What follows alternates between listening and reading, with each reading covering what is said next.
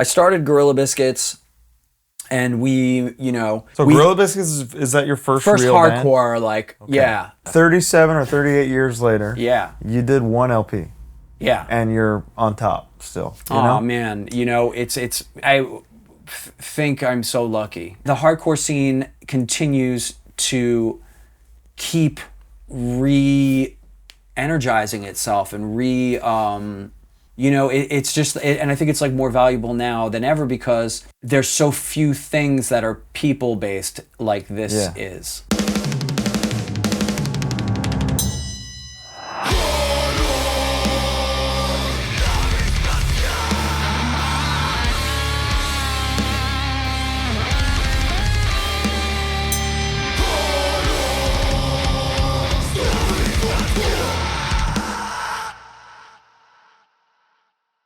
Hello, welcome. It's HardLore time. How you doing, Bo?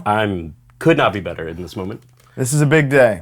Some would say it's decades in the making here. We've got here one of the most prolific minds to ever make hardcore music, right?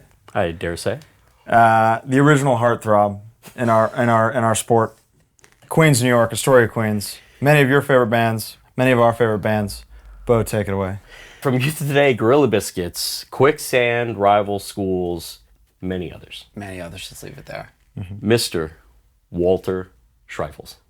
Hey guys, thanks for inviting me here. Thank you so much. Thanks for coming. Yeah. I asked him to 2 tie downs ago. Okay. I've been punishing him ever since. Here we are. 2026, can you believe that? No. Yeah, it seems... I live in New York, and I have noticed there's so many like super futuristic tall buildings. Glass. And yeah, but I mean, what did I want? It to be the same as it was when I was 20, you know what I mean? It's kind of futuristic and stuff. I guess it's just happening. What are you going to do? But yeah, 2026, here we are. How about that? Let's deal with it. 40 years of basically everything good ever. Yeah. Right? Yeah. Yeah. Growing up in Queens, Astoria, Queens? I lived in Astoria, Queens when I moved there for high school. My mom moved, so I lived there in high school. But for the majority of my like elementary, junior high, and stuff was in Rockaway Beach. Rockaway Beach. Okay. Like the songs. Yes. How do you find music, and how does music evolve to finding punk and hardcore? My first initial music stuff was my parents' record collection. What'd that look like? My dad had a lot of yacht rock kind of stuff, and my mom had more folk kind of stuff. Like, my dad was more Steely Dan, Doobie Brothers, and my mom was more Bob Dylan, Donovan, Neil Young. Sure. And so kind of parsed through that stuff. And then I had cousins that were into like just rock and roll, like album-oriented rock, so I got... Living in New York, you get Bruce Springsteen and all that kind of stuff. I used to stay up, as I started to get my own taste, it was from staying up late to watch Saturday Night Live. The guests. And there were shows, and it was very hard to stay up that late when you're like 10, 11 years old. I would, and there were shows on even after Saturday Night Live, like Don Kirshner's rock concert, which sounds so ancient. I would just discover a band here or there. Then once I was old enough to start buying records, I would even I started to read Rolling Stone. Anything got like a really good review, I would. No matter what it was? Well, the record cover would have to appeal to me, stuff like that. But that's how I got into like REM. I forgot their first EP when I was probably like, 11 or 12, because it got a great review. Or the Velvet Underground, I got into them when they got reissued in that time. And there was a radio station in New York, it was actually in Long Island, called WLIR, that used to play a lot of imports from the UK. So when all this really cool stuff was happening in the 80s, I would hear on this one particular radio station, like all the sort of, like I heard the Smiths when the first single came out, like all the sort of Depeche Mode, Blamage, OMD, like all of that kind of like electro pop that was coming out of UK in the early 80s, Echo and the Bunnymen, like a lot of that kind of like post-punk kind of stuff, XTC, all that kind of stuff. When that was all happening, I was hearing it on this radio station. In so that came all before punk music for you? Yeah, I mean, I was aware of the Sex Pistols by that time. Sure, yeah. I had seen the Rock and Roll High School film. Banger. I actually went with my cousin. We were going to go see The Kids Are All Right, which was the Who movie, Right. but it ended up being a double feature. Mm-hmm. So we stayed for the second movie, which was Rock and Roll High School. Oh, cool. And that really... That did it more. I mean, Kids Are All Right was fucking amazing too. That definitely has had a huge impact on me. But Rock and Roll High School was looking at... It was a view into a music scene that was not big. You know what I mean? Like, and it was right there. It was right there. Yeah. You know, you're. I mean, it looked like. It looked like tangible. You know what I mean? Like, I wanted to learn how to play guitar. It seemed like these guys didn't really know how to play that good. So chances are the entry, would be a quicker entry, and they just seemed cool. Like they were wearing black leather jackets and talking about your neighborhood. Just, it was funny and fun, and the lyrics were funny and fun, and so I was aware of the Ramones, I was aware of the Sex Pistols. So I think I got into hardcore.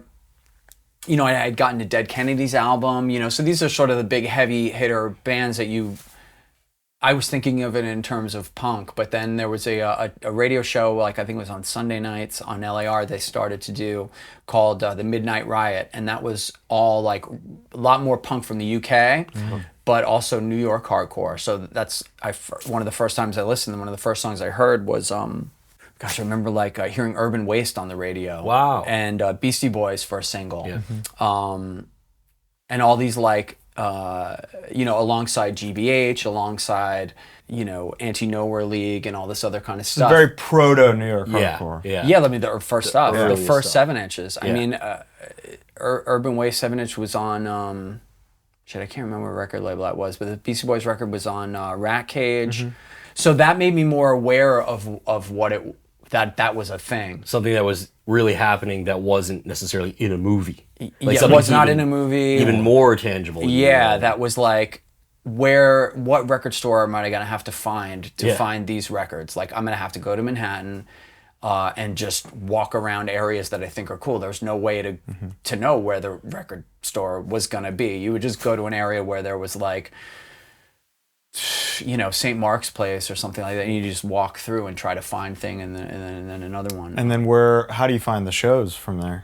That took a little while longer. It wasn't really till I moved to Astoria, which was in my junior year of high school. Mm-hmm. I moved in the summer before my junior year, and I started working at a grocery store, and Arthur, the bass player of Gorilla Biscuits, started working at the grocery store, and I trained him, and we were both into the same kind of music, but he had already been going to CB's. Oh, really? For a while. Was he already dressing fancy? He already looked, he wasn't dressing like how he looks now, but he looked cool and punk. Like he had like bleached hair, and he's wearing Vans, and you couldn't really get Vans at that time. And so he and Kraut were from Astoria too. Kraut was another band that I was aware of. When we spent the day with Mike Dijon and JoJo from Outburst, we went to the bench at the park in Astoria next to the bridge. Mm-hmm. And Kraut is the band. That's what they described as. Kraut and Leeway were like, those are the bands that did it all. I mean, those guys, to me, Kraut was like, I mean, you listen to their record now, it's like as good as any British punk rock record of the time. Like, it's got so many hooks. They had such a cool vibe, their whole thing. I think they were just like a little ahead of the curve, maybe. But they were from Astoria. To me, they were rock stars. But by the time I got to Astoria, they had already kind of crested in a way, I think. And it was sort of like a weird, I think it was 85 time, like where there was that first wave of bands have mostly broken up. Mm-hmm. United Blood is out. Israel Quarrel's about to come out. AF, Cause for Alarm had not yet come out. So they were still... There was just sort of, COC were probably the biggest band, and they weren't, they're from the Carolinas. Yeah, they weren't from New York. So New York's, I guess Murphy's Law was probably the biggest band in New York. Were you looking at COC as a hardcore band at the time? No, I thought COC was, a cool version of crossover. Yeah. You know, at that time, like, to me, I was not into metal because metal was like way more defined, like, and a lot of it was just garbage. You know what I mean? A lot of it was just like, you know, kids in my high school were into like Cinderella or thinking like, you know, Dokken was so badass. Like, I can get into Dokken and appreciate it now. But are you hearing Celtic Frost at the time? And Yeah, being Celtic like, Frost was the thing, but Celtic Frost was more like, it's harder to look at it now. Like, Celtic Frost was underground music. Yeah, yeah. So that had my Cinderella. respect. It just was not my taste. Gotcha. Sure. Because I think it was more, you know, I was looking for like, I wanted to live in like a Suicidal Tendencies video. I wanted 100%. to be like, don't we all, you know? being punk, you know what I mean? I wanted to be in suburbia and stuff like that. And that sort of like Celtic Frost vision of the world was legit and authentic, and I had friends in high school that I could relate to that were into Celtic Frost, but that just was not my aesthetic. That's not where I was aimed. And surely anything that was like technically metal played to me was like anathema. And I thought that COC were coming from a punk place and like grabbing that in a way that I thought was like cool. Yeah. Like good. You I'm say a it all the big time. COC guy. He says all the time, death metal made by punks that's the better kind of metal. It's great. There's not so many examples, but like DRI were really kind of doing that at that time. But I thought Technocracy by COC was really good. I saw them at CB's. Blind at is that my time. that's my number one. Yeah. I can't believe it. That was a little later, but Yeah, I wasn't following them at that point.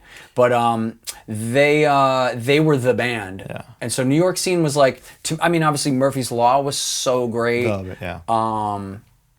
And I would say that they were kind of like in their prime maybe at that time as the biggest band. Leeway at that time, like those guys are younger than me, Dijon and JoJo. Yeah. Not by a lot. But And enough. also our- In our hardcore pers- years, that's Yeah, like our perspectives might be slightly different. Leeway had a demo out at that time. Right. Leeway were not big. They could play CBs, maybe do their own matinee, maybe. But they were, and Leeway were kind of like way more attuned to that metal crossover thing. Yeah, definitely. And so I couldn't help but like Leeway, because I knew AJ and I knew Eddie, and they were fucking cool. Yeah. And they were like older dudes. And the music was just so good. you didn't have to like metallic music to recognize that they were doing something really special, and especially if you saw them live, they were fucking way better, I thought. And the LP the Born to Expire took so long to actually come out that it was like this secret amongst your community of like, we know these songs. Yeah, I mean, it did take a little while. That wasn't unusual, you know what I mean? Because bands, you know, it took a while before there were even record labels to be interested in this stuff, you know? Like, the time like 85 when Leeway, they used to be called Unruled, but I think by that time they were probably called Leeway, were just sort of early adapters. And I have never really talked to AJ about it, but I guess AJ just really knew how to play fucking metal. It was insane. Yeah. In a cool way that made sense with hardcore. But like basically, long story short, the scene was, I felt, in a crossover period, you know, it's like in between things. So how do you go from the double feature and looking for these records to your first Having hardcore? a that's what I'm talking community about. in hardcore Yeah. music. So anyway, so I met Arthur, and then so I got invited into like the Token Entry kind of camp, because they were, and they were sort of like, they had been in a band called Gilligan's Revenge, and they, Token Entry was sort of like they were sort of in between too. They were sort of like hardcore punk, but also kind of wanted to be a rock band. Right. So they were, a lot of this music was just in between, I think, at that time. But anyway, Anthony was the singer. Anthony, who was later in Killing Time, was the singer of Token Entry at that time. One of the greats. He, it's fucking best dude. Yeah. He was very much a mentor to me and Civ and Ernie as well. Like those Token Entry guys, especially Ernie and Anthony, really like turned us on to different music, and through what they were doing showed us like, you know, what it's like to be in a band and all this kind of stuff. So the first shows I would go to when I moved to Astoria, I started going to the big shows, like, you know, Dead Kennedys, Circle Jerks, Sure. like the big shows that you could read about in the newspaper. Of course. And I would look at CB's and I knew that there was something going on there, but I was a little bit scared and I didn't know what day to go. So it wasn't until I made friends with Arthur and those guys that I started going to CB's. And that just kind of, it's maybe like a year or so of just kind of like this like in between sort of mid period. And then within that year, you know, Sick of It All started playing, Gorilla Biscuits started playing. Youth Today came to New York. You know, just this scene started to like really start to mesh. Yeah. So did you have any trouble growing up in this kind of mythically dangerous time and around these mythically dangerous groups of people as an incredibly handsome young man? Oof. I wasn't, you know, I was one of those kind of, you know, not aware of my effect on people at that time. You know, it's only now that I get into the podcast world that I get that you learn everybody's wives I'm kind of like the hall pass. I just don't know that. Yeah. So I'm learning this now. You're doing great. You're doing great. I'm trying trying to remain humble. Yeah, good. But yeah, this scary time. You're a smaller guy amongst giants. Oh yeah, I think that's probably part of the thrill of it. Not just for me, but I think for a lot of people. Because it's all relative. There's always somebody that can beat you up 100%. or intimidate you. Yeah. I think the fun of going into the pit and going to these dangerous parts of town and all this kind of stuff is that you survive it. And you're like, I'm kind of a little bit more of a badass today than I was yesterday. You know, if you go into the pit and people are running around, it looks like a bit violent and people seem to know each other and you don't know them, or people know how to do it and you don't know how to do it, and you jump into that. And that's what keeps coming back. Yeah, but a lot of people don't make it. A lot of people jump in, someone punches them in the head, and they're like, this is not for me. Or they get beat up because they're the new kid, and it's like jail. And they're like, I don't want to go back there. You know, it's a bad place. I think figuring how to, you know, make friends, build community, and being lucky. You know what I mean? Because you could just be there the wrong day. Were you accepted and looked out for right away, or are there any like key instances coming to mind of a big bad guy coming to your defense for something? I remember, because it happens a lot. We talked to Craig just the other day. Yeah. Oh, dude, I came to a call. Let me think of like where someone came to my aid. Yeah. Like, no, Walter's cool. I know he's small and handsome, but. Yes, there was once. I was walking down the street with a couple of friends, or maybe a few friends, and we were walking down Ebony Way, and this group of skinheads came up to us. Arthur was with me. Arthur and I think Gus. And these guys there's probably 4 or 5 of them, just attacked us. One of them was hold me behind and was like holding my arms and like hitting me in the head. Whoa. And I was just like, I don't know if you guys have ever been beaten up, but there's an adrenaline rush, and I was just thinking, like, first of all, it's moving slow, and I was like, this doesn't hurt as bad as I thought this experience would hurt. Yeah, you know what I mean? Yeah. And I said in my mind is like, they're gonna realize at a certain point that they're beating up the wrong person. Someone's gonna understand it, and I'm gonna be okay. And that's ultimately what happened. They realized that they were beating up the wrong person because I was in Warzone. And I think one of my guys just kind of made it clear to them that I was in Warzone. Like, he's in Warzone, you're beating up the wrong guy. And big no. So yeah, but I mean, I didn't like weaponize it or anything like that. Yeah, of course. You know, there was really, I mean, it was so long ago, I can't really remember how I played. I'm sure it sucked. And I remember the next day, my head hurting fucking bad. Like, luckily it wasn't like I had a bruise on my face, but like I was like, oh my God, I have such a headache. This is like, so that they hit me hard. Okay. But that adrenaline saved you in the moment. But the adrenaline saved me. It was kind of like when you're, and I think this is a good metaphor for being in the pit too. It's like growing up in Rockaway, you go out when the waves are big and you get knocked down and you're knocked under. Sure. So you're spinning and sometimes you don't even know like which way is up. But if you keep like struggling to get up, you're fucked. It's not gonna help you. What you have to do sounds is a lot like quicksand. Or quicksand is another one. But you're in there, you're in the pit, and you're like, oh God, I might die.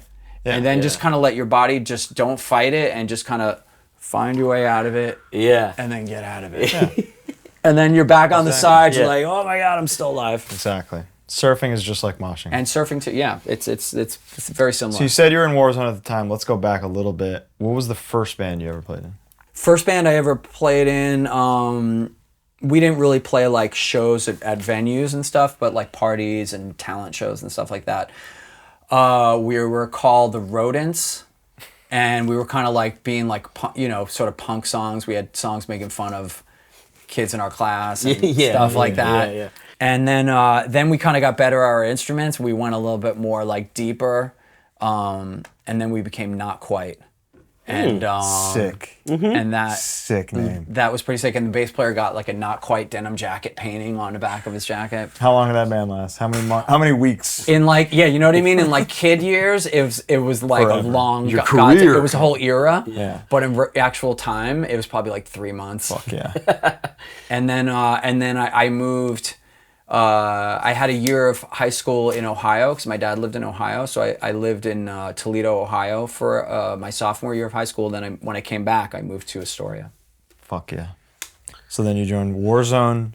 Well, Gorilla Biscuits, I started Gorilla Biscuits, and we, So Gorilla Biscuits, is that your first real hardcore, band? like, yeah. Okay. Because I made friends with like Arthur and this Token Entry crew, and we were all in Astoria. Yeah.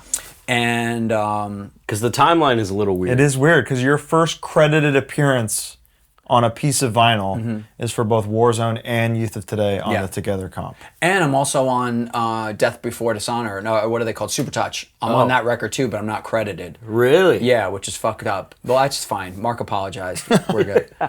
But Did you play guitar on the whole record? I play bass on it. Wow. On Search for the Light. And I also played on Youth Today. I played on Youth Today, Gorilla Biscuits, Warzone, and Super Touch. I played on 4 of the 7 songs on that first 7-inch. So, still waiting for my credit for that. No one's still waiting for that $85. You know what I mean? I really do.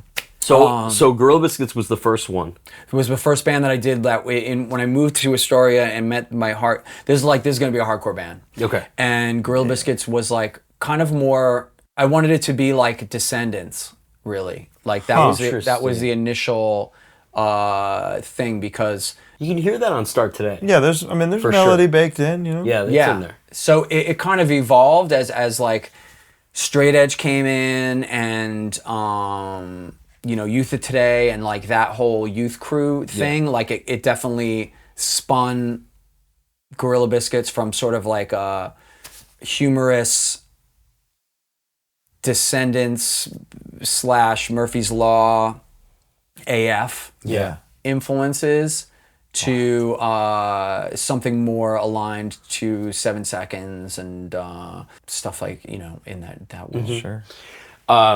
Did you come up with the name?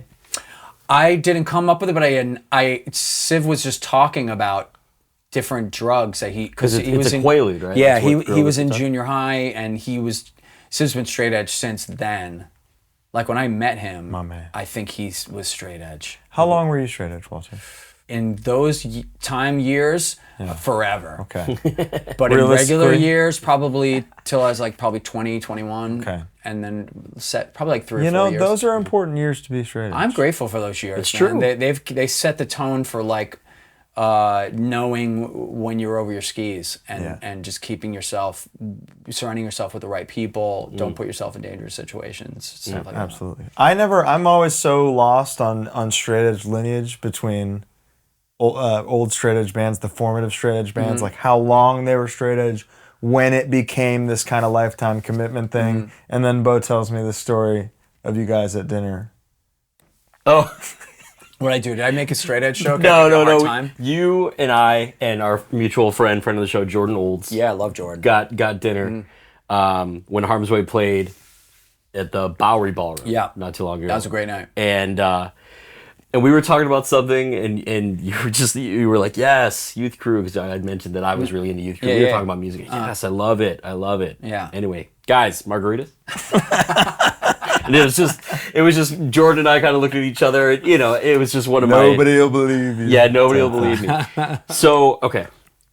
So Civ was talking about it. You heard it, and you thought, Yeah, he was just talking about drugs that he dealt in junior high, and it was like he's like Yellow Sevens, you know, all these like drug name things. It's just, Gorilla Biscuits and blah blah blah. It's like, what was that one that you just said? And he said Gorilla Biscuits. I go, there's the band name. Let's go. Wow. Yeah, that was the one. And here we are. And he was so cool that he actually went, all right, that sounds good, which is amazing. Wow. Because he said that sounds stupid. So the the demo and the 7-inch. The 7-inch is pretty hard. 7-inch of Gorilla Biscuits. Yeah. Yes. Okay, I like to hear that. Yeah. It's pretty hard, especially compared to Start Today. Yeah. It's not as manic and crazy as I Can't Close My Eyes or even Break Down the Walls, which I think are kind of influences. You Contemporary. mentioned contemporary. Thank you. Yeah, I guess definitely Can't Close My Eyes would have been a big one. That was such a huge record. I don't know, I can't remember when Break Down the Walls came out, but sure, yeah, certainly. Yeah, that, and also being in Youth Today informed my songwriting. Yeah. Because I was in, to me, the Youth Today at that time were the absolute best band in a musical way. I mean, They still are. Yeah, it's there's amazing. There's the other bands at the time that were absolutely great for all different reasons, but in a musical head, I just thought that it just that's the best shit. So I was playing in the band at that time, so I was just soaking up, sponging it, and then applying it all over the info, here. and then just then using that information to apply. But I think with the 7-inch, similar, but I'm just drawing off a more broader, like Bad Brains for sure. And we weren't as good at playing, not that we ever got that great, but we were, but the songs are sort of always had a silliness to them, I thought, for the most part, like... You're called Gorilla Biscuits. You're called Gorilla Biscuits. And I always wanted to have like an overly serious point of view that it's almost funny. Yeah. In a way, like, it's sort of like... There was a band called, what are they called? Crucial Youth, that were like making fun of the genre. Mm-hmm. And I think Gorilla Biscuits, in a way, was like almost right up to the line of that, except that we meant it. You know what I mean? Yeah. Like, I think it's really, when I think about it, I had like an idea of how, when we were talking about the scene before, like from Youth Today and all that kind of stuff, and seeing shows like at the Anthrax and in Connecticut versus shows in New York, I guess, like a vision of a scene where everybody was like cool to each other and supportive and not violent. There's a lyric in Finish What You Started where it goes, wish I could see music and scene, attitude free and nobody's mean. Yeah. Like, it's really and dumb. It's funny, but is it not true? Yeah, exactly. Right. Yeah, so I always want to play to that. So it's a little tongue in cheek. Yeah, for sure. But I mean, but also real. Yeah, 100%. But the thing of the New York hardcore scene is like, yo, we don't take no shit. Yeah. But that's changing with Youth Today. So and Youth Today, we're kind of putting a righteous, and finger pointing, Warzone as well. Yeah. Sort of cleaning up the nihilism of the scene that had sort of kind of was done anyway, in a way. Interesting. It's turning the page on all that. So the Gorilla Biscuits stuff was like, you got a big mouth. Like, it's funny. Yeah. I think. Mm-hmm. And that's you have Rabies doing his part. Rabies is doing, so it starts off. Yeah. But dude, people do have big mouths, and I wish they would just shut them the fuck up sometimes. You know what I mean? But it's not like, so when you say it's hard, musically, I didn't think, I wanted people to dance to it. I wanted people to take it seriously in the pit. I didn't want it to be a joke band at all, but I wanted it to be like, have a sense of fun and of joy and of like, earnestness. Interesting. Amen. That song in particular, Big Mouth, the kind of harmonic. Dun, dun, dun, dun, Yeah. Did you write that? I wrote all of it. You wrote all of it. I wrote everything. And you were lyricist as well for it? For everything? Everything. Damn. Wow. Good on you, man. I mean, some of that stuff. I don't know how I wrote those songs. Isn't I'll that tell a you good what, feeling? it took me, I was literally in my 30s when I figured out what you guys were saying in like Biscuit Power. Mm-hmm. Like, that's like spelling it out. I had no idea. I didn't know what was going on. Yeah. I didn't know, I thought I was hearing Dragon's Lair. Yeah. But you're actually saying Dragon's Lair. Yeah, Quarter for the Dragon's Lair. What is the Dragon's Lair? Dragon's Lair is a video game at the time in the 80s where it was like really cheesy but kind of slick at the time, where it was sort of a choose your adventure sure. game, and it was like with these sort of filmed cartoons, and you'd be like, choose room 1, choose 2, and then you get through that room, and then you'd be like, okay, you made it this far, choose this room or that room. It was stupid. I never even really played it, but I think it rhymed with something. Yeah. Better watch out, better be scared. Yeah, right. Quarter for the Dragon's Lair. So then, so help my timeline, please. Gorilla Biscuits was already a thing. How do you get linked up with Youth of Today? You think, because GB were coming up, and we were, dude, our dream was to get on Revelation Records. And such an achievable dream. Yeah. Well, I mean, at the time, it was like such a gate, like that was the ultimate thing. I mean, there wasn't really any other records on it. There was like the Comp, which we got on, so that was magic. But once we heard that Ray was doing a record label, it was going to be called Revelation, we just wanted to be down, because there was really not really any other record labels in New York, as many bands as there were. And, the bands like Crumbsuckers or Agnostic Front or... this is all the like Combat, Caroline, all yeah, they had all signed to these sort of like more metal labels. Yeah. So they were the sort of like hardcore signing on the metal label. And the metal label was like... had all the shit contracts and all the music business crap, but they didn't really have the push of like an actual major label. So I mean, that's still happening. That's still how it is right now. Yeah, so you get a certain exposure to an audience, but I wasn't really aiming for that. But those bands had joined that thing, so there was no like hardcore independent label. Gotcha. At the time. So Revelation came out, we're like, oh my God, I want to be on Revelation. And, I remember Ray and Jordan came up to me at a show at the Ritz, and they were like, hey, do you want to go be on Revelation? I was like, oh my God, yes. And then it was sort of like, you're going to go out with the prettiest girl at school or something like this. You dream about it, and then nothing. Then like nothing happened, and they just, the communication went dead, and then I saw them, we're going to do it. Oh yeah, some other time. Also still happening. Still happening. We'll see what happens or whatever. And so we were on the radar, I guess. I had been playing with Warzone, and Craig quit Youth of Today to join Agnostic Front, and I had a show at the Pyramid. They asked me to play bass, and I was like, fuck yeah. Yeah. I mean, that was basically like joining the Rolling Stones. Yeah. To me at the time, it's like, and we're going on tour. Yeah. So this is like end of high school, 1987. We're going on tour for Break Down the Walls. First tour? First tour for me, yeah. Wow. How was U.S. that? tour, first U.S. tour for Youth Today, too. Wow. Any memories? Any fond memories? Oh my God, so many. I mean, it was absolutely epic. We all shaved our heads. We looked like nut jobs. We were all teenagers, shaved heads, driving this van around. Like every city was, you're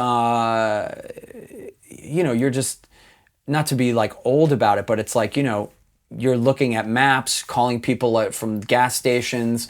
You're talking to kids. You're never talking to adults. Yeah. You're rarely playing venues. You go drive to a city and there's just no show, or you know what I mean? Just all this kind of crap, and you're always picking up shows, and you're always staying at different people's houses. We were living on a $5 a day PD for a while until that ran out. Then we were just shoplifting, and we played some incredible shows. Like one of the highlights was we were in Texas, I think, and we got an offer to play a show in LA a couple days later with the Exploited at Fender's Ballroom, which was like was the epic hardcore venue in Southern California. Is that still around today? No. Is there a different name? It's been gone for a long time now. There's one of the craziest flyers ever was at Fender's Ballroom. Fender's Ballroom? It doesn't have a different name now, maybe? No, I don't think so. I don't even know if the building's there anymore, to be honest. And it is Fender. It was in like the Fender font, wasn't it? Yeah, like hey, for all I know, maybe it was the Fender factory. Yeah, I have to look into that. Yeah. But was there a show, I could be mistaking it with another one, but there was, like, you played some with maybe Uniform Choice on that tour, as well as a 7 Second show? We played with Uniform Choice, I don't think on that tour, okay. But played with them a couple times. GB played with Uniform Choice. Yeah, Uniform Choice and Wishing Well Records, that was a big thing too for GB. I mean, just like that, between Youth Today and Uniform Choice, Wishing Well Records, Revelation Records, these forces were so powerful in hardcore, not only because they were doing something really cool, but they were also, it was only a few years prior, but like they were plugging into the hardcore scene that I wanted to be in. I didn't want to be in a metal scene, I wanted to be in a hardcore scene. So they were referencing Minor Threat, they're referencing Negative Approach, they're referencing SSD, like all the bands that like I thought that's the scene that and they were doing the most creative scene supporting work. You know, Ray was putting together these matinees at the Pyramid Club, and the scene in New York just had gotten so diverse and awesome. Like, and it just so the tour, anyway, going back to the tour, was fantastic, and I met every place that I went, I would meet, you know, the most core people of a city that were going to like write the fanzine, form the band, book the show. And I know a lot of those people from that very first tour that are still like, that's what they do as professional people. And that you know, how the fuck would I know anybody in Salt Lake City? Like that just was not going to happen for me. But now I go pretty deep there. Were you a 4-piece for that tour? 5-piece. We had Richie, the singer of Underdog, was the guitar player, and Mike, the singer of Judge, was the drummer. The drummer, seen as kind of the like wow lineup. It was kind of like an all-star. Yeah. Although I would have been the scrub at that point. I would have been like, if it was the Super Friends, I would have been like Zan and Jaina or something like that, because those dudes were like already like the main dudes. Like we had Batman, Superman, and you know. Sure. There's a great picture of the 5 of you. Yeah. That is just one of my favorites. Is there a secret recording of you singing an Underdog set somewhere? That's never happened that I know of, that I can remember. Although sometimes I'm like, oh, that actually did happen. I don't think so. No. Are you writing "We're Not in This Alone" in the van on this tour? No, but we did write some "Understand." I remember writing on that trip, which was on a comp, and Together. No, we wrote Together before. Also a comp song. Yeah, that's on the comp too. But we wrote "Understand." That's the one I remember, and I can't remember if we wrote anything else. But I remember writing that on a roof with Ray. Sick. Which was pretty cool. Pretty cool. So how involved are you in writing "We're Not in This Alone"?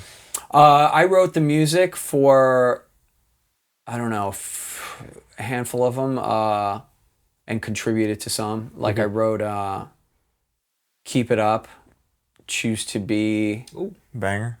I wrote the beginning part, the bass line of.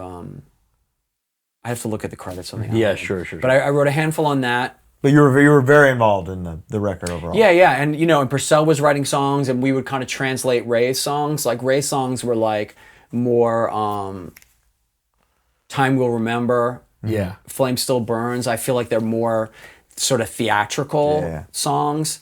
Anthems. It's like he's writing it as the front. It's more writing this front man, and Purcell songs are kind of like he wrote some more, I guess, somewhat Metallica kind of ones. Yeah, I mean, Judge is coming. Yeah, you know? so that kind of so I'd have to look at the thing to break it down. But basically, me, Sam, and Purcell wrote a bunch of the songs. Ray, we translated ones that Ray, would kind of like, he could play a little bass, or he would just articulate it, and we would just kind of come up with it.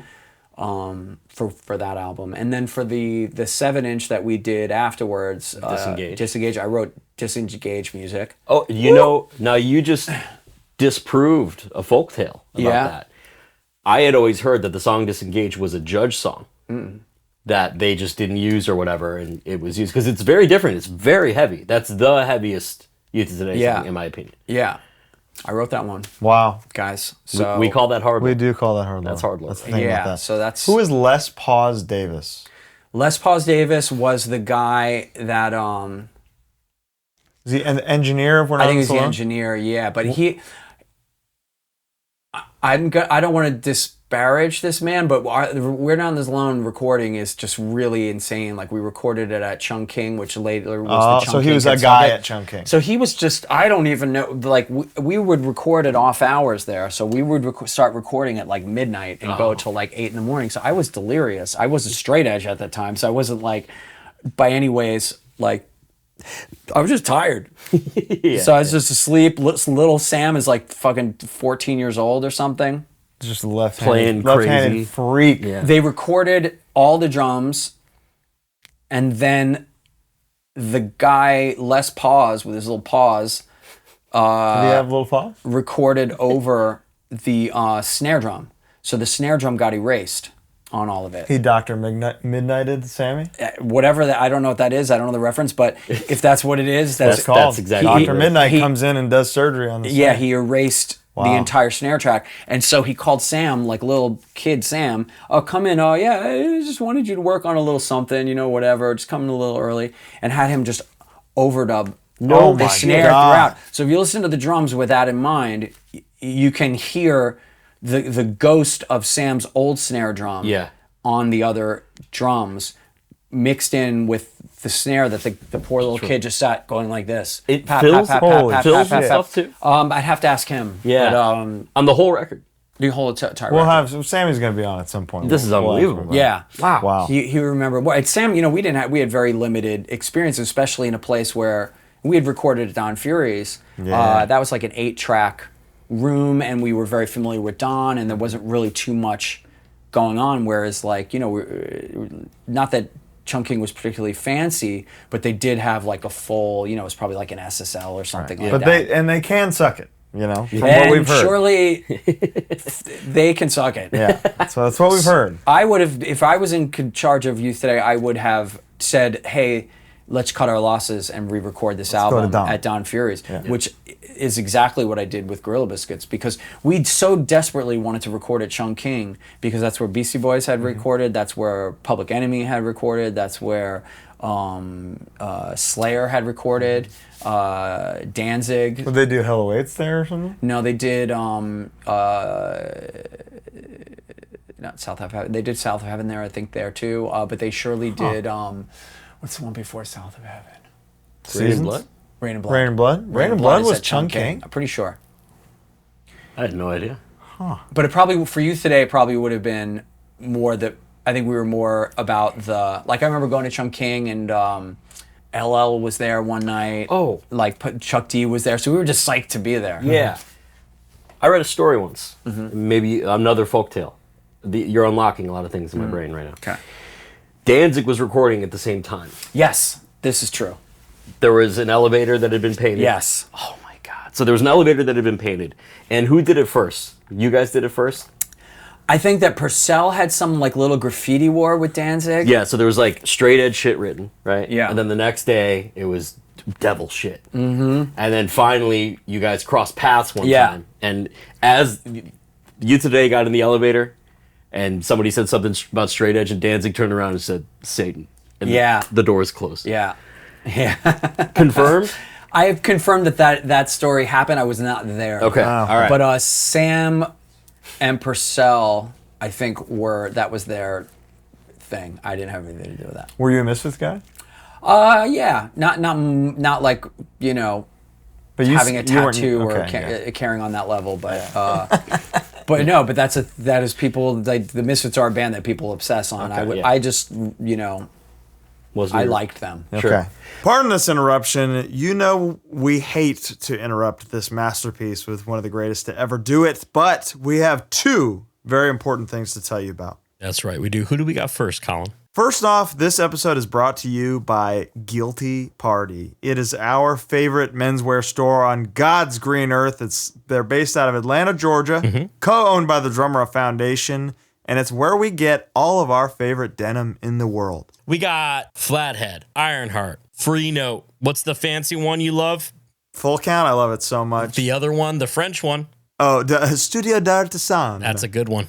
And then I got a pair of these Samurai Baker pants this week. God, they got Red Wings, they got belts, they got bags, they got fragrances now. They got all kinds of stuff. You can really change your life with just a few key things from Guilty Party. And if you use code HardLore, you're going to get 10% off and free shipping for anything over $300. And you can pay in installments like we do with every decision we make in our entire lives. Every single thing on earth. Affirm owns us. HardLore is really brought to you by Affirm, but mostly it's brought to you by Guilty Party. So go to guiltyparty.co, put some boots in your cart, put some denim in your cart, and if you have any questions about anything in the store, A, hit us up, and we'd be glad to recommend something for you. B, hit up Guilty Party. They're the most helpful, friendly, independently owned partner that we have on this show, and we are so happy to be working with them as it is Independent Partner Month. Colin, who else do we have? That's right. This episode is also brought to you, if you can believe it. Walter's one of the most prolific hardcore guitar players of all time. Mm-hmm. Sometimes doesn't even bring guitars to shows. It's unbelievable. What do you got? If only he had this Dunnable Asteroid DE and used code HardLore to get 15% off of it. It's available right now. You can go get one right now, or you can build the guitar of your dreams in the Dunnable US Custom Shop. Wow. Tell them about Dunnable Guitars, Bo. Dunnable are friends of the show. They have been helping out all kinds of bands, all kinds of musicians. Anthony from God's Sake, Colin Young, Taylor Young, you name Mike them. from Yob's got a guitar coming. They have, for the very first time, the first ever Dunnable 7-string guitars. Now, you may see a 7-string guitar and think of a very specific genre, but Dunnable 7-strings are designed to be a tool for every kind of music. No fan frets. The headstocks are awesome for the first time in 7-string history. Yeah. You could tune low. You can play slow. You can do all the things you want to do. Listen, you can't take you can't take a Les Paul standard guitar, 6-string guitar, tune it down to A standard. What are you, insane? You're insane. Put another string on there, and if you're going to do that, do it with Dunnable. Do it with Dunnable. So go to the Dunnable site, code HardLore, 15% off, site-wide. Get a beautiful custom, get a beautiful factory DE guitar. Either way, you're going to have my favorite guitars in the palms of your mutes. It's good. Thank you. Back to the episode. Let me ask you something. At this time, with the Youth Crew thing, your scene that you guys are all making, style, clothing, and the fashion is very specific, very iconic. Where are you pulling this from? Why is this becoming a thing? Obviously, I think having an identity is important. Yeah. And we can all understand that. Why that one? Why the sports stuff and the athletic? From my perspective, you had a city like this. New York City was the hardcore mecca, at that time, if you lived in New York or if you lived even in surrounding places.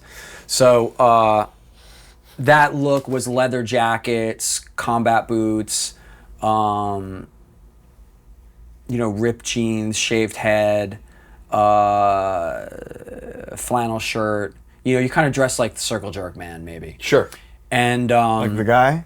Yeah. And a crossover into like a skinhead look, which I think was very inspired by Harley Flanagan, kind of bringing that to New York, and Harley had a lot of influence. So I think a lot of skinhead kind of look.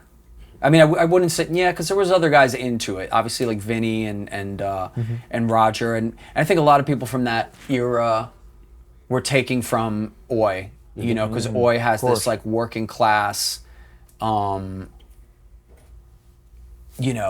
to it that I think was very relatable. Because the New York scene, well, it had all different walks, but I think there was like a real working class element to it. It wasn't like art schooly. Yeah. Although that existed in the scene, but so as fashion-wise, I think that was kind of the look. So when Youth Today came, they were coming from the suburbs. They were coming from Danbury, Connecticut. So I think those guys came with this sort of jock look. Yeah. And I thought that was, especially for me personally, having spent a year in Ohio where they had football teams and all this kind of crap, and like, the jock look was such a thing. And you're an SSD guy, which the varsity SSD, they had that, and they were ripping it from SSD. Yeah. So I think it's like this sort of subversion of that look, like where you're rather than being the circle jerk man or a crossover guy, you're gonna dress like you're a jock from the suburbs in a way. But we were also very attuned to hip hop too. So we were buying like fancy shit too. Sneakers. Fancy sportwear, nice sneakers. So, and that got more and more refined as more of that sneaker mania thing. Which was because hip hop, hardcore, sneaker fiends, streetwear is hardcore and hip hop is happening. Yeah. That is like coming together. Like it was just happening at that time, and so we were just very on that, and it was identifiable within the scene, and different looking. And when I went to high school, they didn't know what the fuck I was doing, because I was like throwing this sort of strange pitch at them where I had a shaved head or blonde.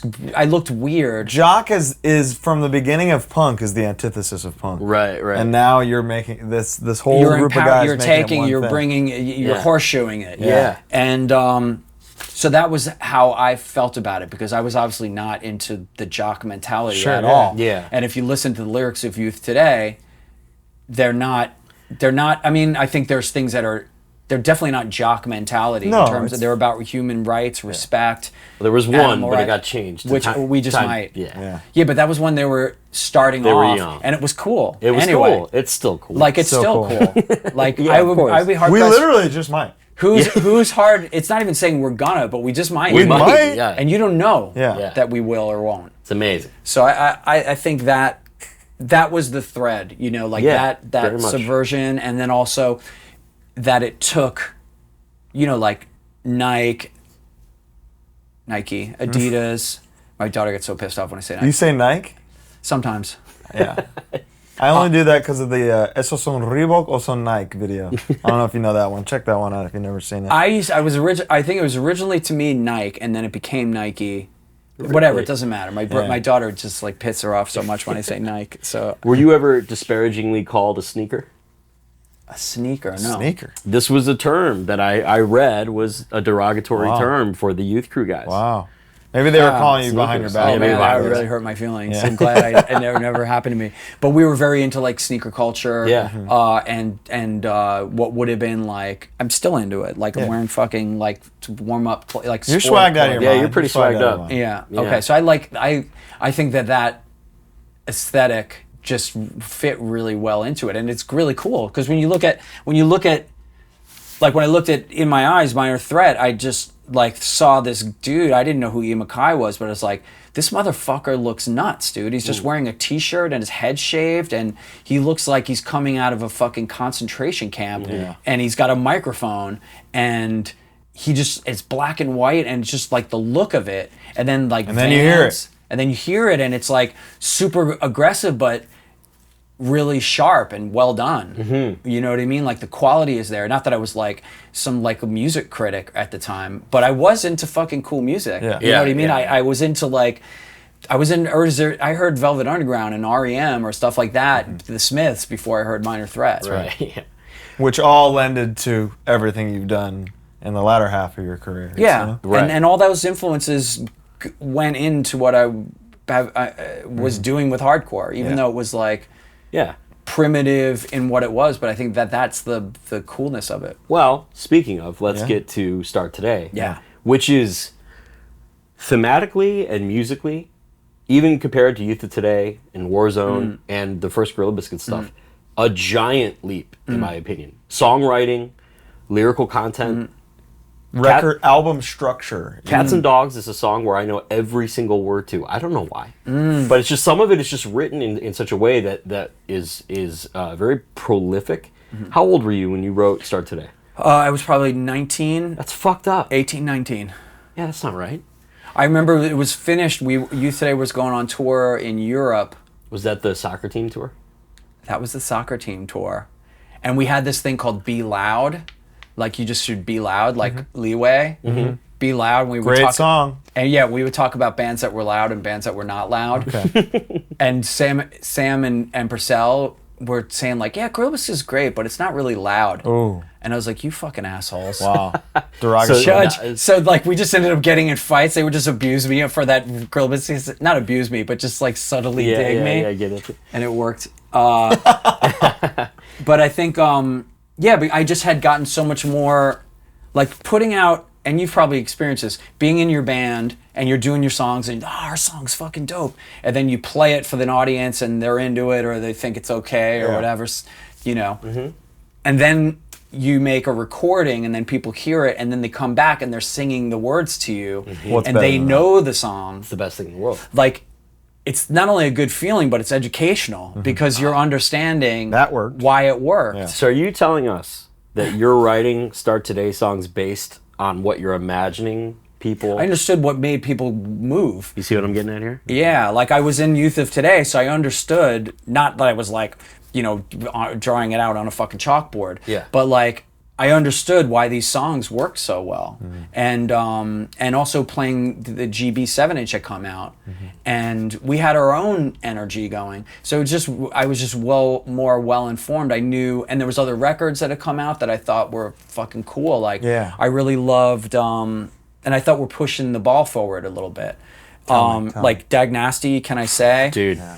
One of my all-time favorite records. Such a good record. I mean, he's taking all the cool shit about DC and made it contemporary and a little bit more, sort of, you know, it had hints of whatever was cool about, you know, say Rites of Spring, it had touches of that, but it still had a fire to it. Had the edge of Smalley. It had Brian Baker and like. I love. It was perfect timing, you know, and it wasn't. So that record was like, oh, you can do something sort of. There's a lot of different things you could do. I can use octaves. Yes, exactly. I can express melody through octaves. Yeah. And so that was very directly from Dag Nasty, or Government Issue had put out a record called You that I got into like right around the time that we started recording Gorilla Biscuits, and that was Jay Robbins played on You, and I think Jay Robbins wrote a lot of the material on that. And again, it was like had the cool things of DC in this kind of like, I thought, progressive way that still was rocking me. And so I think I soaked up a little bit of that, but also wanted to, lyrically, I wanted to like make like 7 Seconds sound like pessimistic. I just wanted to be like the most positive album. How was that received by your peers at the time? I don't know that anybody really. I guess some people would if someone were critical of it. I don't have like a certain memory of anyone saying this to me, but I think that's probably why the Be Loud thing bothers me. Okay. Because that was their way of maybe of like taking a dig at me that it's not the Cro-Mags, because like the Cro-Mags was like survival of the streets. Yeah, like I'm dude, surviving. Like it's brutality. Yeah. You know what I mean? Where it's like Gorilla Biscuits is basically saying, "Hey, everybody, let's not be so brutal." Well, you know what's funny is the song Competition, which has whistling. Yeah, is like like one of the better messages anyone can be. I probably heard that record when I was like 16 or so. That's a perfect message to hear. It's like we need to work the friend, the list of friends on top, where you're on the list of friends to drop. It's like, that's an amazing, it's like, I don't need to be the best or on the top. And here's this band who ultimately it's their final thing. And it's the like culmination of all this research and work you've been putting in. Yeah. That is a crazy thing to then yourself be writing when you're 19 years old. That's unbelievable.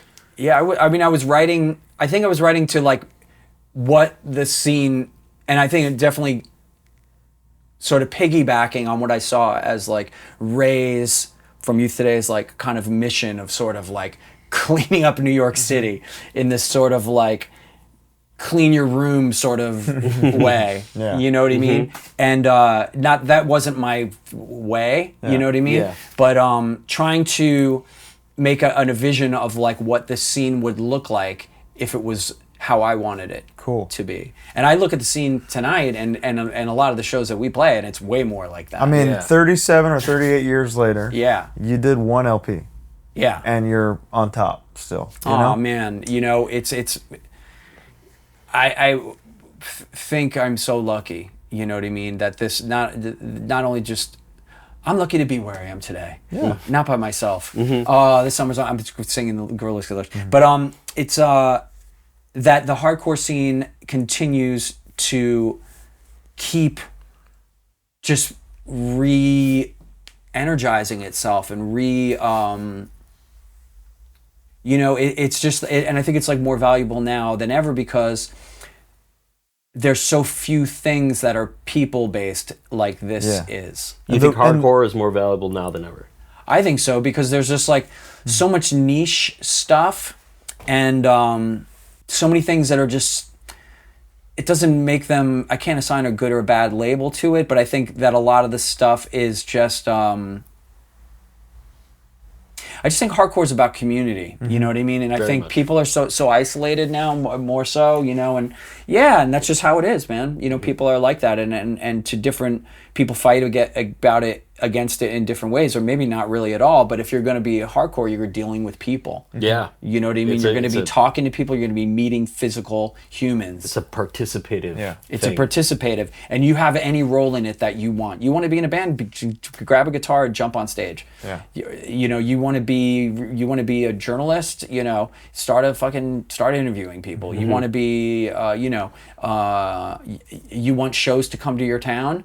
Book it. Yeah. You know what I mean? And the information is, the tools are all there to do it. Yeah. You know what I mean? And you, like you said, on the first tour you ever did, you met all these people who still do those things they were doing then. Yeah. Now at the top of their profession. Yeah. Yeah. And hardcore kids are silently running the world now. It's in all media. Yeah. We're all there. Yeah. We're up it's top. Weird. So. I think it's because those skills that people built from this young age and in this very on your own go-getter kind of way empowered them to have the confidence to I think work effectively in what the world currently is. I'm older than you guys, but like I thought my projection was like, I finish high school, I go to college, I get the job, I do the job for a while, I get the retirement, and then I'm retired, and then I just kind of like will do whatever those people do. Yeah. Like there is no way that's happening anymore for anyone. Like everybody's just like, oh, I graduated the college, okay, now I got whatever,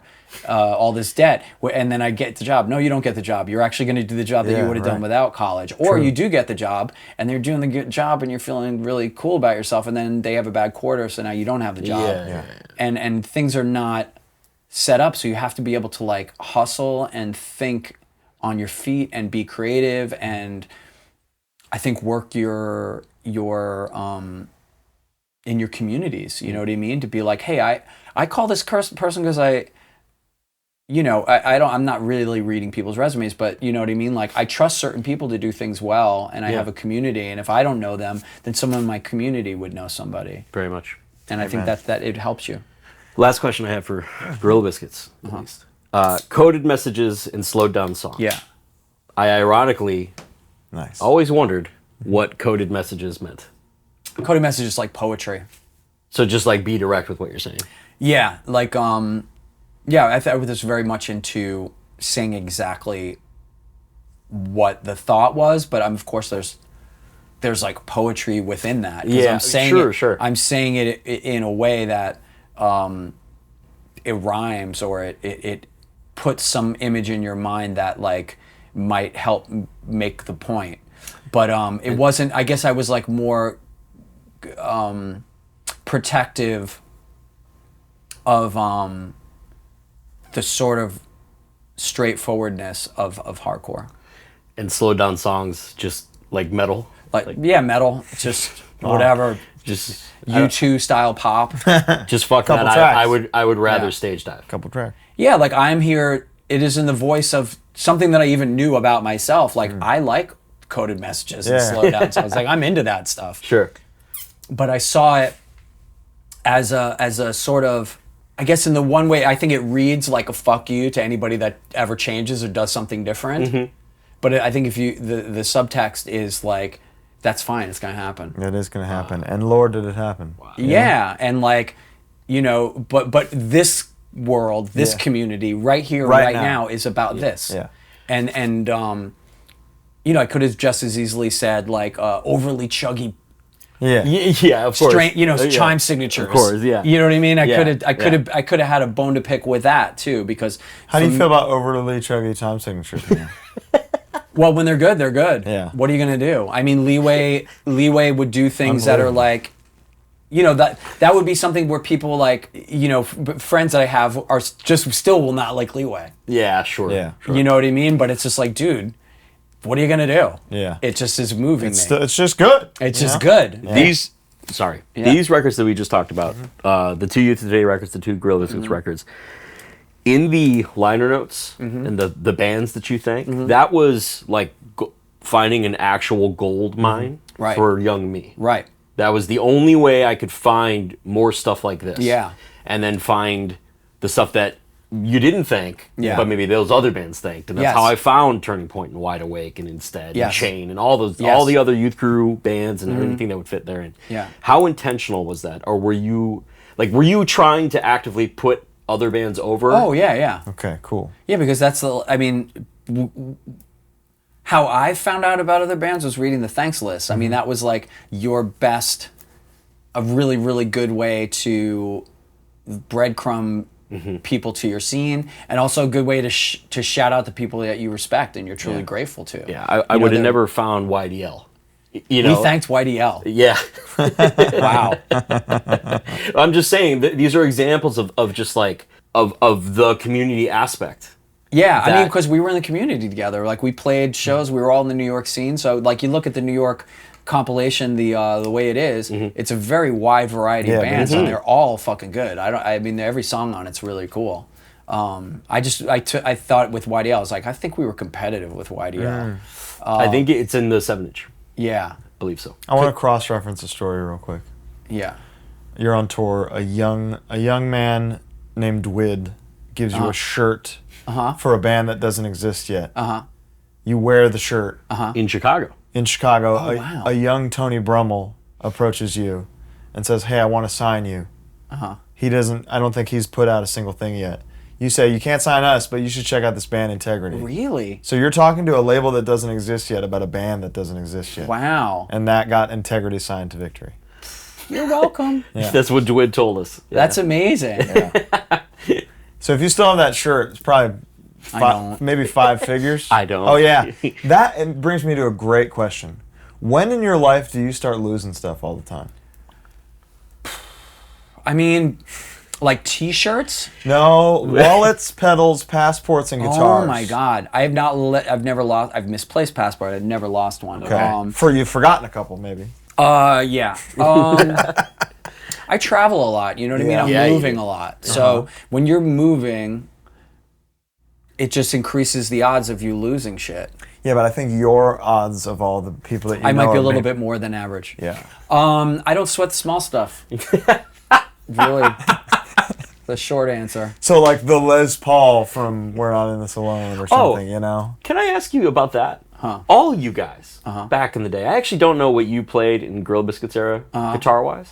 Fender Strat for the 2 albums. Nice. That makes sense. But with an EMG, so it was like little basically like a Metallica guitar. Porcell had a Les Paul custom. Yeah. All these guys had crazy 70s These customs. impossible to acquire guitars. How is that? Yeah. I think it was more.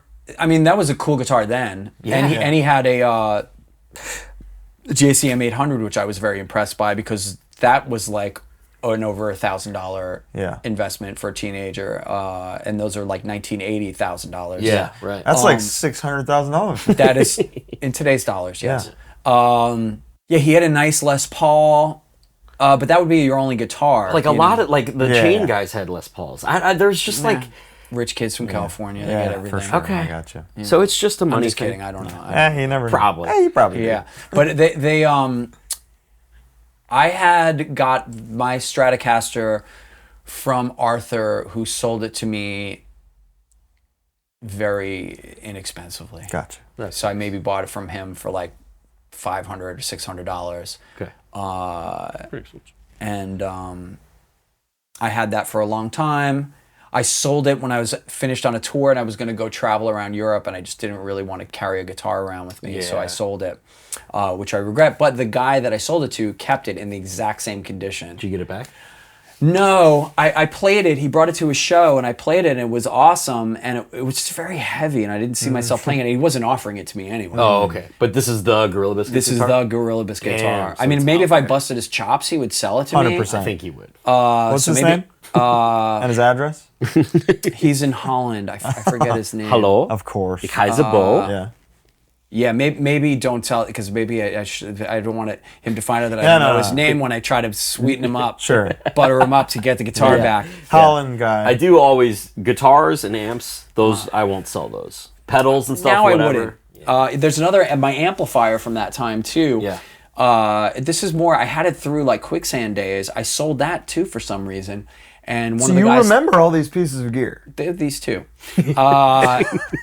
And the amplifier, the head, the guy in Candy plays it. Oh, okay. Oh. Cheddar? Yeah, it's got to be Cheddar. Yeah, that's awesome. And that's and a it good still hint. says Walter on the back of it. That's cool. Yeah, we played a show with him in Texas. He goes, "Hey man, I got something you might want to see," and I was like, "What?" It's a 2203, I think, 800. 800, yeah. That's the 100-watt one. That's a good amp. So I'm really happy that it's Still rocking. That's a and good that hit. someone appreciates it. I have an 800, also 2203. It was the Gin Blossoms. Oh wow, Not bad. very cool. Look at us. Here we are. So between Gorilla Biscuits and Quicksand, walk me through that time. How do we get from one to the other? Gorilla Biscuits, Quicksand. So Quicksand or Gorilla Biscuits, we I think it was like we put out the 7 The album came out a bit late, so we did a summer tour, and I think the album came out right at the end of our summer tour in '89. So we sort of didn't really like just the time. It was disjointed, and then Arthur left the band, which kind of shook us a little bit.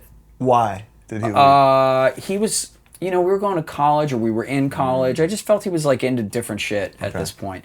The thing was, we were just growing out of hardcore, I think, a little bit. Sure. Getting earrings, That'll do it. wearing necklaces, Losing guitars. just not as into, wanted to go to clubs and meet girls and Really? things like that. Like I don't regular know. club, music clubs. Stuff that was happening. Life. Yeah. Life, man.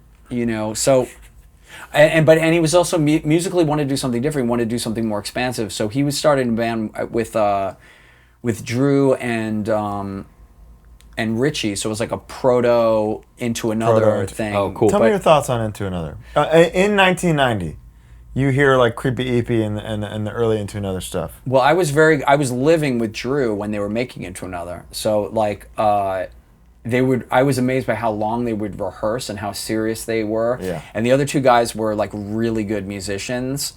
So Peter Moses. and Tony. Yeah. And they were seemingly on the track to be like a Guns N' Roses. Like they were going major label, 100% world domination. Wow. That's what they wanted, or that's what seemed like was coming? That's where they were aimed, I felt. And there was no reason that it wouldn't come. I mean, I had no idea. The songs are Who knows? Yeah. And I felt it was off ultimately for the hardcore scene. for sure. But did they care about that? Was that the point? I think that they wanted to be a really big stadium rock band, but I think that they also didn't want to die on the vine, so I think they just started making records. Because I don't think they were just like handing out Contracts. Guns N' Roses tracks. No, I mean, and then they were on Rev, And they were on Rev, and eventually they did get a very big record contract, and I think it could have been a very big thing. But there's so many different elements to why, in any sort of field, like why something gets as big as it gets. You know what I mean? Time, it place, being money. good is an important one. Yeah. Pretty important. Pretty good. It But looking timing good is more is important. Yes. Who tells you about it? Yes. The timing, all these things. There's probably like 5 or 6 pretty powerful things. I think what they were doing was really great onto themselves and didn't have that sort of. It just went to some other band for some reason. Yeah. That lane, but they were great. So Arthur leaves GB. You're growing out of hardcore. You have necklaces and earrings now. Yeah. Tell me about the formation of Quicksand. I think it started. We were making the Start Today album, so I had to go on tour with Youth Today. And we had finished all the music for Start Today, but we hadn't finished the vocals. So I had written the lyrics, and I said, hey, try the vocals when I'm gone. Here's my vocal guide. So I sang the whole album in like basically one take. Okay. And does this recording exist somewhere? Yes, it's called Wally Sings the Hits. That's right. And actually, Steve Aoki was the one that put it out and bootlegged it. Oh, wow. No kidding. He confessed to me many years later. Wow. Benihana. So having sung the album and people like, oh my God, I think this is really great. People that had heard it because the cassette got out. I was like, why don't I just sing rather than sing and then have to show someone how I want it to be? Totally. Like let's just go straight from this to this, because I'm getting some people think that it's good enough that I'm getting a compliment. Yeah. So then I started doing. I did a couple rehearsals with Luke, and we made a tape called Moondog. And Moondog, I think we did one set song that got on a comp, and people liked it. It was good, and some other people heard the music off of this bootleg cassette and got good response from it. So I said, okay, well, There's something here. There's something here. Yeah. So that led to a Moondog show, which kind of ended. Sam was in the band, Sam Siegler. He replaced Luke, who went away to college. So Luke wasn't really in GB anymore, and then Alex was out, which I put it up to just. I think it would have been like. It just wasn't. We just weren't that. I personally was like not feeling this forward motion anymore. You needed to make the record, but then after that, I just didn't. Fulfilled? I don't know. Maybe I just didn't feel Start Today 2 in me. Okay. And because so much of this other shit was happening. I was these guys, like Arthur was feeling these different changes. Like, this was not our career. I never thought like Gorilla Biscuits was going to be like career oriented. It was like something I was doing that I was into and excited about, but felt I was still going to like go to college and do some other shit. Yeah. And so in the meanwhile, I started to just do other kinds of music that I was interested in. And so that started to, when the 7-inch of Gorilla Biscuits of Quicksand came out, it was just good timing. Like, we were at sort of like doing hardcore related music, but like just at the end of it. Yeah. To where hardcore people got it, but it was a bit challenging in a way, but appealing to a wider group of people who just like rock music, I think. Yeah, because it's a little heavier. Yeah. Is it down-tuned? No, but it just was a bit heavier. It was a bit heavier. It was a little bit more, more chugging. Yeah, and hooks, So hooks, like more vocal hooks, Way more vocal because I was into like Jane's Addiction and Soundgarden and stuff that was coming out of Sub Pop. So like that's where I was interested. Okay. So I was no longer interested in like SSD and Youth Today, and all. Youth Today had already broken up. Right. And the scene was getting stupid anyway, I thought at the time. And the stupid is maybe too strong of a word, but like. Were there any bands at the tail end though that you did connect with, like the Raw Deals and the Killing Time? Yeah, I loved that stuff. Okay. Like, I love Killing Time. Yeah. They're amazing. Talk about heavy riffs, man. It's just like insane. But the movement, the scene movement, besides what was going on with me, the way I saw it was like, it was either like you're into Youth Crew, so everybody's the same, everybody's dressing the same, like it's a success. But be careful what you wish for. Yeah. Monkeys. Because all the bands sound the same, all the kids look the same, and it's no longer subversive. Because no one else goes to the shows except for the kids that all agree. Sure, I got you. And the other side of it is the sort of like, I don't know if it would be called beat down, but this sort of like really like aggressive, like 100% not that. Yeah. So I didn't feel really at home there either. And there was really like a lot of violence, and people were getting like, when you're like you're like an older teenager or a young 20-year-old, something like, you'll knife somebody. I would never do it. Right. But people that are young are fucking crazy. Yeah. And so the violence was like out of hand. Yeah, sure. So that didn't appeal to me. Right. So I didn't really want to write or be a part of either scene too. So Quicksand's goal is, your goal is essentially to play outside of hardcore for the first time in your life? I think, or to say something different within it. Oh, aside from Not Quite. Yeah, Not Quite was very prog though. A lot of people couldn't handle that. Right. But I guess to kind of like venture out from it. And also there was a lot of also Fugazi was happening, so there was like another example of like, hey, you can play cool music that makes sense with where you came from. You can still be that guy, but you can expand it musically. So there was just a lot of things that were pointing to that, and that's where I was excited to go. Okay. And ultimately GB kind of like, you know, because we had gotten more popular because the album, you know, we didn't really feel it in the same way, but we were still getting bookings and people wanted to see the band. How do you feel about it now? How does Start Today connect with you now? I mean, it's perfect. It is. Like I don't have like any. There's nothing I could possibly change about it. It's that's like, and I think that's maybe unique for any record that I put out. I always thought, oh, that could be a little bit. That record's absolutely perfect. How do you feel about Slip? Love it, but it's not the record that I envisioned. Why not? I just didn't have as much control as I would have liked. Did you have a producer? We had a producer. We fired him. We got another producer who was more amenable and cool to us. Mm-hmm. And so I'm very happy with it and how it all came out. But I would have preferred to record it at Don Fury. Which, fuck yeah. So that was, we did do some of the tracks at Don Fury's because I just dragged I was a pain in the ass about it. It does sound very good. But that was my power, was really pain in the ass power, whereas opposed to like let me cook power. Sure. So my let me cook power got reduced. Okay. And so I had to start flexing my pain in the ass power, and that's how I got the Don Fury songs in there. But yeah, it was recorded, and there's probably like part of me that was just like not comfortable in that environment of like, okay, we're in a big major fancy studio and all that kind of stuff. Who put out Slip? That was on Polydor. Yeah, oh Lord, that's right. Yeah. Okay, yeah. Big step up. Big stuff. You ever hear the Tool comparisons?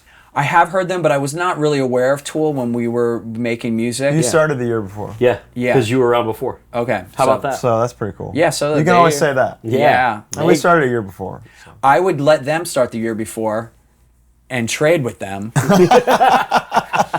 For their career. You know, but do you ever hear any of your riffs in other bands and think, like, are you getting royalties for Chevelle songs? I feel Chevelle. I went to see LCD Sound System right before the holiday, and this is my little fun one that I'm probably wrong about it. But like, I think that Daft Punk is Playing My House is a Gorilla Biscuit ripoff. You think so? Fuck, that's awesome. I'm gonna check that out. Okay. I can hear it. And he got a big mouth. Yeah. And he worked at tempo, all that. He made it more fun and more palatable for most people, but the lyrics for Big Mouth fucking rule. Come on. Yeah. What are you gonna 100%. do? Do you know? I think you are the only person. I'll have to ask my friend Mo, who works with Riot Fest. But Riot Fest 2023, you played every day in a different band. Yes. Love Riot Only Fest. person ever to do that. I think Pretty so. Cool. Yeah, because bands will do every day or something, Yeah. you know. But he played every single day. Yeah. There's a plaque. Oh, is there a plaque? For you, there man. should be a plaque. There should be a plaque. Maybe we'll get you a plaque. We'll see if we can find it. Tell me about touring on Slip and the response to the record. Touring was really fun. It was the most I'd ever done, and I think it was really nice to be on a tour bus, and we had all the money that we needed to do all the stuff that I had. And that's just label giving you money? Yeah. Wow. Yeah, they were flush. I mean, you got it. Like they had the whole. This is the time of CDs. Yeah. So. Music made. And you money. could not download anything, so everyone had to buy it. The record labels were so flush from people buying CDs, and CDs was a higher profit margin. Yeah, it's so cheap. So I used to think like whatever money they're giving us, it's like thanks to Elton John. Yeah, pretty much. Because they're just, we're Was going... he Polydor? Yeah, they had the catalog. So we would, we're just getting car services anywhere that we wanted to go, eating out every night. It's nothing that... Not stacking at all. Yeah. But in the moment, living a cool lifestyle for a person my age. Sure. Damn. And being on a bus, having all the shit, and we would just hire our friends anyway and get to pay them like a cool salary Cool. and have a fun time. and be comfortable. So it was really cool. It was grinding after a while because I think we played like probably 300 something shows in a year. In a year? Jesus Christ. So it would get grim. Not grim, but like just tiring. Yeah. In a way. I'm going to ask you a question, a little controversial. How do you feel about streaming? Streaming. Well, I would say I would rather it not exist because then I saw like a little meme clip about this where it was like, I always thought that the bands that I'm in, like Gorilla Biscuits getting to make a record or having a record to be popular represents the failure of like 10,000 bands. Yeah. That we never have to hear. Absolutely. Yeah, that's a fact. And those people, those 10,000 people went out and lived their lives and did all kinds of fun, cool shit in their own lives. And, their kids are doing great now and all kinds of fun stuff's happening for them. Whereas now,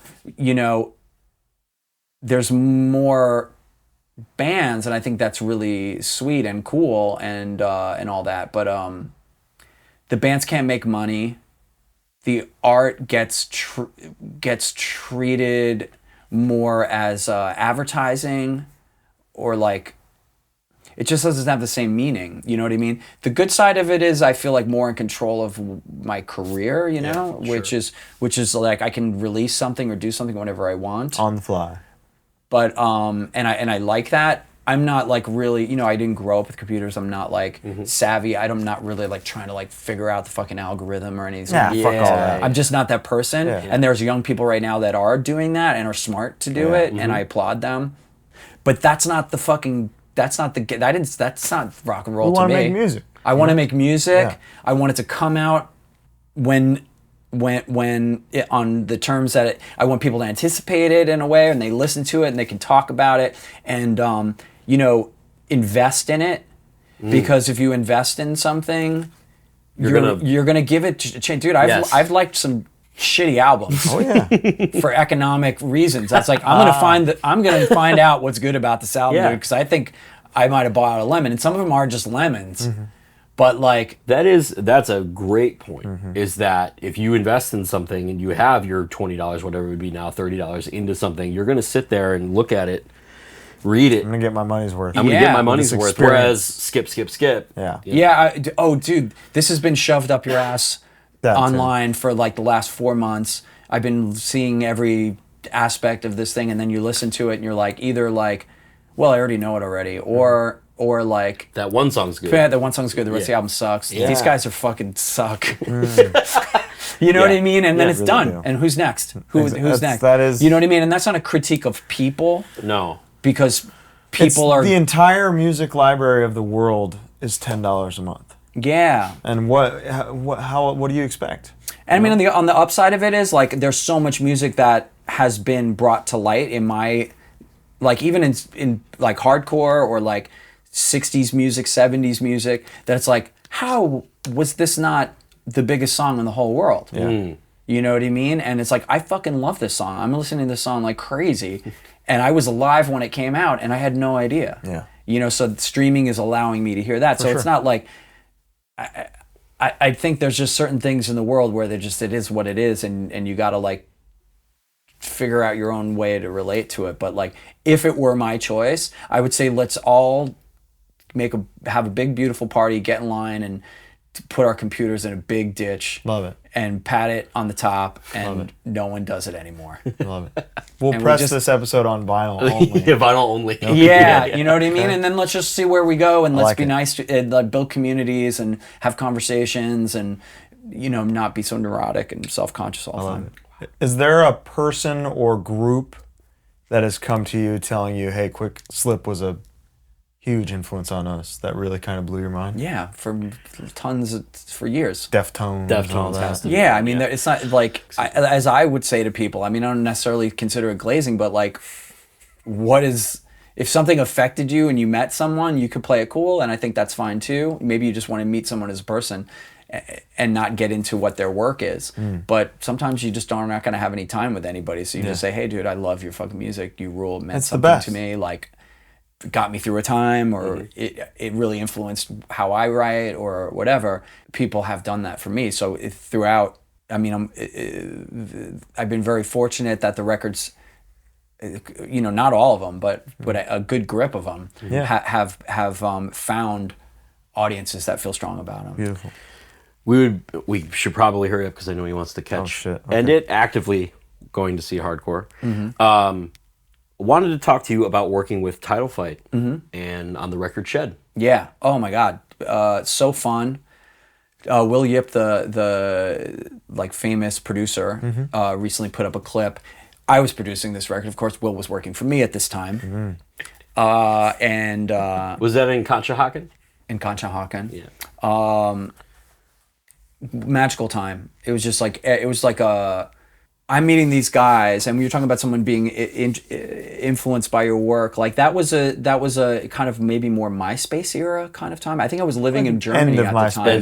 Yeah. And so this very young guy reaches out to me on MySpace, and he says, I got this band. We want to make a record, and we'd love for you to produce. Was it Ned? It was Ned. It had to be Ned. And I remember meeting them in Brooklyn, and going out to this vegetarian restaurant, and they were all just cool, sweet young guys.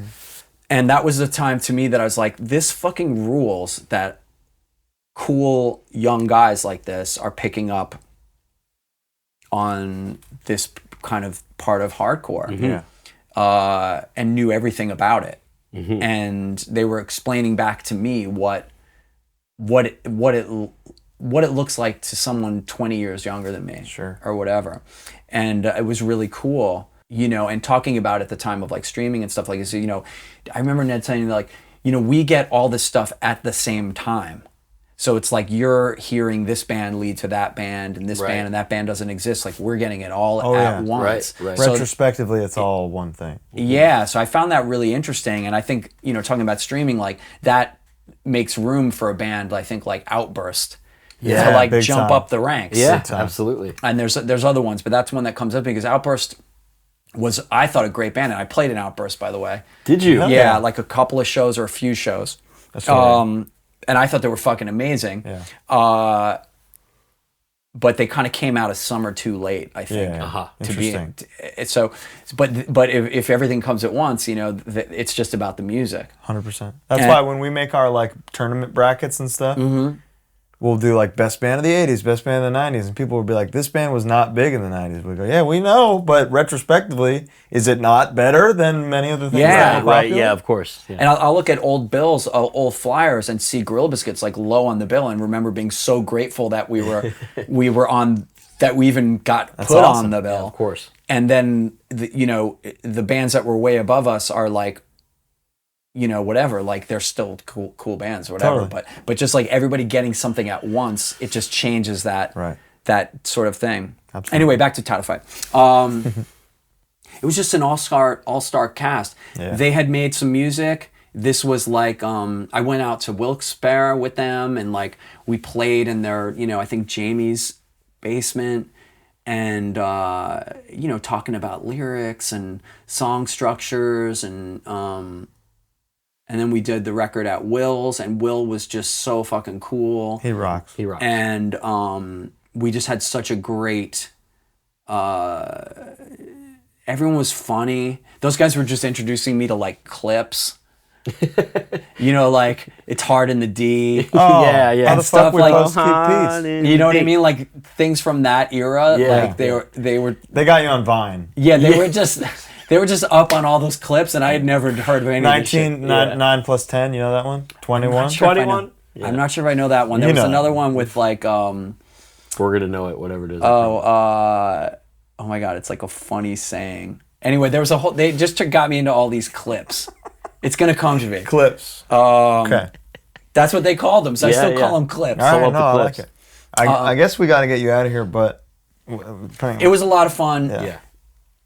It was awesome to like lend something of, and they were very, very open to things that I would suggest, but I was also very careful to like let them cook. Yeah, because they, especially at that time, they really... Those are smart motherfuckers. They were white hot. They knew what they were doing. I mean, they were touring like non-fucking stop even then, and they didn't have an album out. Exactly. So I think there's like no stopping them, but we just had... Me and Will Yip and all those dudes firing on all cylinders. making like a debut record and just being like open to whatever, and you just basically, you know, I don't want to boast, but it's like an Ocean's 11 kind of thing. I can see it. It was like mad deep bench. Science, musical science. Yeah. And now is rival schools a big part of why they approached you about producing it? I thought it was probably more Civ and just me being who I was. Yeah. Your catalog. Yeah, I think just that general thing. And I had produced some other stuff too. I'd also produced The First Step. Did you? What? Yes. That's crazy. I didn't know that. Yeah, What We Know. I produced That's the first. awesome. I should take that. more credit for that because that's a sick ass album. Yes, it is. And they were flying the Youth Crew flag at a time where I think it was not the most in fashion. It was thing. on its way out. Yeah. I found it interesting whenever the time that it happened was not what I was expecting to someone to be nailing that style so hard. Yeah, and they were. And I fucking loved working with those guys. That was super fun. So like, that's awesome. I don't even know if that's why Title Fight was into me, but I'm sure it would have factored in. For sure. I have a feeling it's for everything we just talked about for the last 90 minutes. 100%. To be honest with you. Yeah. As a final note here, could you let us know and let all of them know your 4 favorite hardcore records of all time? I mean, the honorable mention list would be vast. It always is. But I guess I'm going to go for the ones that first really hit me hard. And it would be Suicidal Tendencies, first album, Fresh Fruit, Rotting Vegetables. I mean, Minor Threat records are EPs. You can put them together. You can lump them as one. That's fine. Okay, so those, and I don't want to say it, but I just got to say Break Down the Walls. It's just so good. It's kind of like a blueprint for something. Amen. Yeah, so that's a pretty good setup. It's a pretty good list. Honorable mentions though could go on forever. There's so many fucking good ones. Tied Down, Negative Approach album is the fucking reason for insane. the season. Yeah. Eye Against Eye, Bad Brains album. Yeah. He's a quickness guy. I'm Big an Eye Against Eye guy. I love it all. Yeah, it's true. Yeah. So many, dude. We love hardcore. What are we gonna do? We love hardcore. What are you gonna do? It's too late. You realize at a certain point it's too late. Exactly. Do you have any final words you'd like to leave the people with? Everybody take care of yourselves. Be healthy. Try to make good choices and be good to one another. Unbelievable. Walter, thank you so much for joining us. Thank you. My pleasure, guys. Had a blast. Me too. Well, have a great set, and we'll see you all next week. Awesome. Bye. This episode is brought to you by Mad Vintage.